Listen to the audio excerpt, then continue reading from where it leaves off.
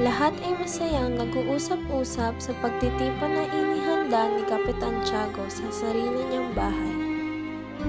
Pagpaliban niyo lamang po ako at may susunduin lamang po ako. Kaso na may susunduin lamang siya sa labas. Paglabas ni Kapitan Tiago ay may natatanaw siyang isang lalaki na nakaluksa.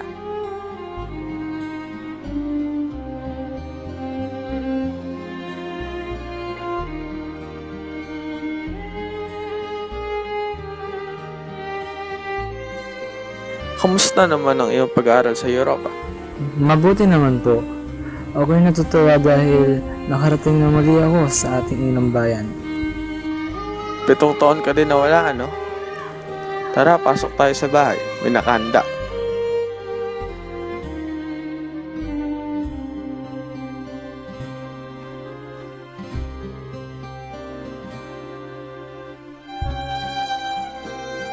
Nag-uusap-usap pa rin ang mga bisita sa bahay ni Kapitan Tiago nang bigla siyang pumasok kasama ang lalaking nakaluksa.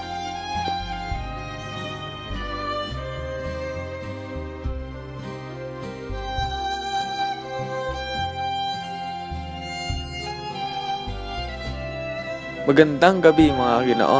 Magandang gabi. Kasama ko nga pala si Crisostomo Ibarra, nag-iisang anak na aking yumaong kaibigan na kadarating lamang mula sa pag-aaral sa Europa.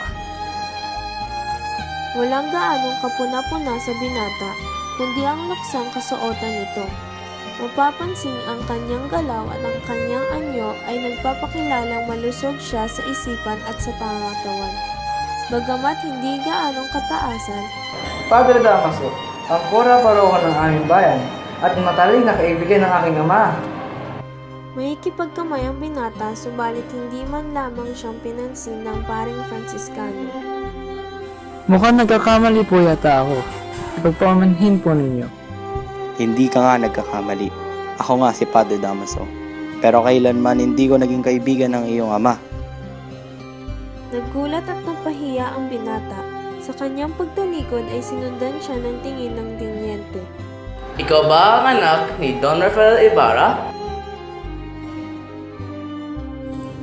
Ginoo, ang parangal na yung pinatutungkol niyo sa ama ko ay nakapagpalubag loob at nakakabawa sa pag-anilangan ko sa tunay na kahinatnan niya. Hanggang ngayon, ako na kanyang anak ay walang nalalaman sa pagkamatay niya. Nanggilid ang luha sa mata ng tinyente. Nilisan niya ang bulwagan at naiwan si Ibarra na nag-iisa sa gitna ng sala. Wala sa paligid si Kapitan Tiago. Walang sino mang nagpakilala sa kanya sa mga dalagang naroroon na pawang nakatingin at humahanga sa kanyang kakisigan. Nilapitan niya ang nagagandahang dilag. Ipagpaumanhin ninyong sirain ko ang hangandahang asal ng ating mga kalahi na magpakilala ng sarili sa pagtitipong tulad nito. 7 taon na akong nawala sa ating bayan at sa aking pagbalik ay hindi ko mapigil ang aking sarili na hindi batiin ang pinakamahal na hiyas ng ating bansa, ang mga kababaihan.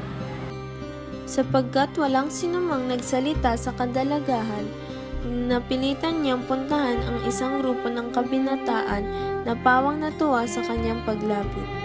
Mga Ginoo, isang pag-uugali sa Alemanya na kapag nag-iisa kang dumalo sa pagtitipon at wala kang makausap, marapat na ipakilala mo ang sarili mo sa isang grupo ng mga panauhin.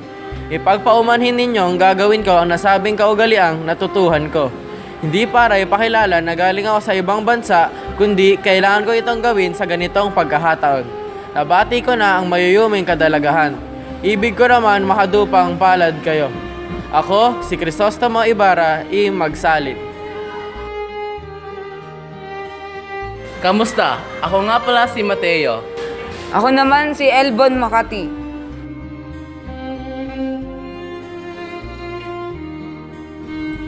Isang makatutupang palad ko ang isang kilalang Makata. Subalit tila nakarating sa akin, hindi ka na raw yata sumusulat ng tula. Bakit? Sapagkat hindi ako sumusulat ng tula upang pumuri o magsinungaling. Nangyari ito sa isang Makata nang sabihin ang anak ng leon ay leon din ay muntik ng makulong. Nakulong sa pagsabi ng katotohanan. Biglang umalis ang nasabing makata sa pakikihalubilo. Samantala, isang ginoong kababakasan mo ng kasiyahan ang biglang lumapit kay Ibarra. Senyor Ibarra, matagal ko na kayong ibig makilala. Kaibigang matalik ko si Kapitan Tiago. Kilalang kilala ko ang kapitapitagang ama ninyo. Ako si Kapitan Tinong. Sa Tondo ako natira. Umaasa ako mapapaunla kayong bumisita sa amin. Inaanyayahan ko kayong sa bahay na maghapunan bukas. Maraming salamat sa inyong pag-iimbita. Subalit, ikanalulungkot ko pong bukas na bukas din ay pupunta ako sa San Diego. Nakakalungkot po pero umaasa akong makakapaunla kayo sa susunod na pagkakataon. Nakahanda ng hapunan. Nagtayuan ang mga bisita at nagpuntahan sa pagkainan. Ang mga kadalagahan naman, lalo na ang mga Pilipina, ay kailangan pang piniting tumayo mula sa kanilang pagkakaupo.